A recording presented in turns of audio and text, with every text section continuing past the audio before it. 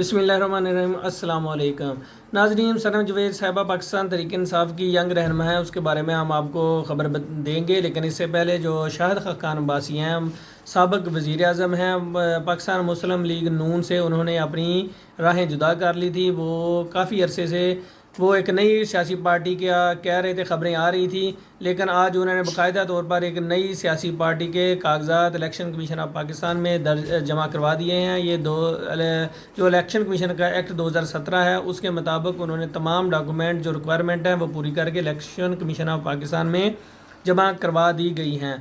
इसके अलावा नाज़रीन, जो पाकिस्तान तहरीक इंसाफ की यंग रहनुमा है, जो सनम जवेद साहिबा, जो 9 मई के जब ये हुआ था, हालात ख़राब हुए थे, उस वक्त से वो जेल में बंद हैं और वो डटी हुई हैं। उनका कहना है कि मुझ पर मुज़हका खेज़ मुकदमात को गिनीज़ वर्ल्ड रिकॉर्ड में दर्ज होना चाहिए। नाज़रीन, उन पर जो मुकदमात हैं वो 9 मई के सियासी मुकदमात हैं जो दर्ज किए हैं, जिसका मकसद उन्होंने जेल में बंद रखना है और पाकिस्तान तहरीक इंसाफ से अलग करना है, उनको तोड़ना है। उन्होंने अदालती पेशी के मौके पर बयान दिया है। उन्होंने कहा है कि जिस की वजह से मुझे आज रिमांड दिया गया है, मोबाइल की वजह से जो पुलिस ने वो मुझसे लेना है, वो 10 मई से ही इनके पास है। ये जो सब मेरे साथ हो रहा है वो मरियम नवाज़ कीमा पर हो रहा है। वो मुझे तोड़ना चाह रही हैं, लेकिन हम हक पर हैं और डटी रहेंगे।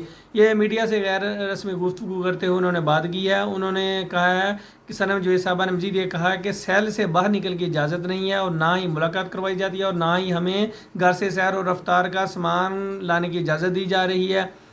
उन्होंने कहा कि इनका मकसद हमें तोड़ना और हक पर हम तोड़ना है, लेकिन हम हक पर हैं और खड़ी रहेंगी, डटी रहेंगी। बताया जा रहा है कि पाकिस्तान तहरीक इंसाफ की जो रहनुमा सनम जवेद और आरिया हमजा की ज़मानत मिलने के बाद दोबारा गिरफ्तार कर लिया गया था।